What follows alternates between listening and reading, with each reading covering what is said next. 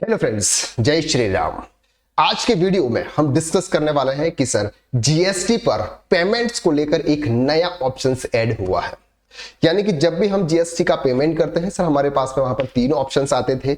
अब हमारे पास में एक और ऑप्शंस ऐड हो गया है जिससे आपको पेमेंट करना बहुत इजी हो जाएगा। चलिए इस वीडियो में देखते हैं कि सर वो पेमेंट का कौन सा ऑप्शन ऐड हुआ है। एक नई एडवाइजरी सर इशू की गई है, advisory on payment through credit card, debit cards and unified payment identifier यानी कि यूपीआई के थ्रू। इसको देखने के लिए सर हम जीएसटी पोर्टल पर जाते हैं। जीएसटी पोर्टल पर हमने लॉगिन किया है, यहां पर सर्विस पर जाएंगे। सर्विस में आप यहां पर पेमेंट के ऑप्शंस पर जाएंगे और यहां से आप क्रिएट चालान करेंगे। अगर आप जीएसटीआर 3B से रिटर्न फाइल कर रहे हैं, जीएसटीआर 3B रिटर्न फाइल कर रहे हैं, वहां से अगर आप पेमेंट करना चाहते हैं डायरेक्टली वहां से भी चालान जनरेट करके आप पेमेंट कर सकते हैं। दोनों में ऑप्शंस आपके सेम रहेंगे। Monthly payment for quarterly returns, जो पर्सन क्यूआरएमपी स्कीम्स के थ्रू है वो मंथली पेमेंट अगर अपना जो भी पेमेंट करता है वो यहां से पे करें, या फिर अगर कोई आपका अदर पेमेंट्स है तो आप यहां से कर सकते हैं एनी अदर पेमेंट से।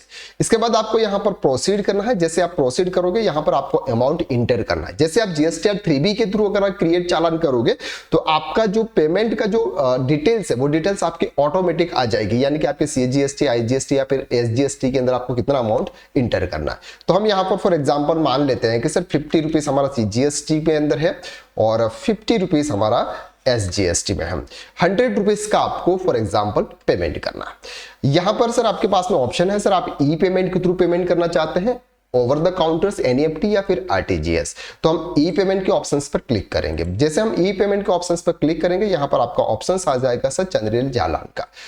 जनरेट आप चालान क्लिक कीजिएगा। जैसे ही आपका चालान ये जनरेट हो जाता है सर ये आप किसी और को सेंड करके भी पेमेंट करवा सकते हैं या फिर आप अपने ही पीसी से आप यहां पर पेमेंट कर सकते हैं।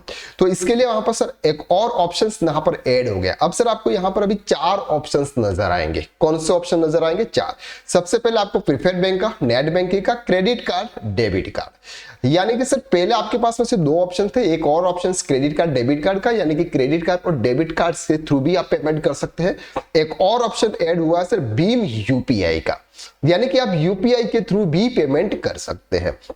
तो आपको यहां पर भीम यूपीआई आपको सेलेक्ट करना है। अब यहां पर select a bank, Kotak Mahindra bank limited अभी जीएसटी डिपार्टमेंट ने यहां पर एक्टिव की हुई है और वो भी 10 स्टेट के अंदर अभी एक्टिव हुआ है। धीरे धीरे सर आपकी और भी बैंक यहां से एक्टिव हो जाएगी। जब अगर आपका किसी भी बैंक से अगर आपका यूपीआई है, जैसे आपका बीओआई है, एसबीआई है, एचडीएफसी, किसी भी बैंक से अगर आपका यूपीआई है वो बैंक यहां पर आ जाएगी। उस बैंक के ऊपर आप क्लिक कीजिएगा। तो अभी जो ऑप्शन है वो sir Kotak Mahindra bank private limited bank limited का है, तो वो ऑप्शन पे क्लिक कीजिए। देन आप क्लिक कीजिए I agree and terms and conditions. Then जैसे ही आप मेक पेमेंट पे जाओगे, जैसे आप मेक पेमेंट पे जाओगे यहां पर सर आपको आपकी यूपीआई आईडी डालने का ऑप्शन आएगा। यूपीआई डालने के बाद आपका मोबाइल नंबर ऑप्शनल है, ईमेल आईडी भी आपकी ऑप्शनल है। इसके बाद यहां पर आप क्लिक करेंगे। जैसे आप क्लिक करके प्रोसीड करेंगे वो आपके यूपीआई पर सर एक जो भी आपका आता है, जैसे हर बार जैसे आप पेमेंट करते हैं नॉर्मली कभी भी एक मैसेज आता है, मैसेज के ऊपर आप इसको एक्सेप्ट करके आपका जो भी पासवर्ड होता है वो पासवर्ड आप इंटर करते हैं।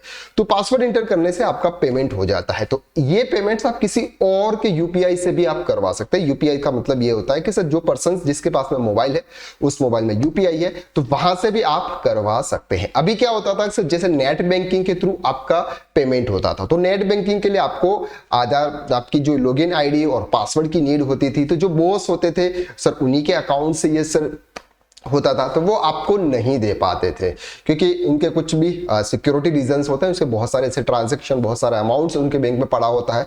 तो नेट बैंकिंग का जो पासवर्ड हर किसी के साथ में शेयर नहीं किया जाता है। लेकिन यहां पर सर ये जो ऑप्शंस आ गया है इससे बहुत इजी हो गया है। यहां पर आपको किसी भी पासवर्ड की जरूरत नहीं पड़ेगी, ना आपको किसी लॉगिन आईडी की जरूरत पड़ेगी। आप तो बस यहां पर यूपीआई डालिए और प्रोसीड के ऊपर क्लिक कीजिए, उनके ऊपर मैसेज जाएगा, वो वहां बैठे बैठे भी इजी तरीके से उसका पेमेंट कर सकते हैं।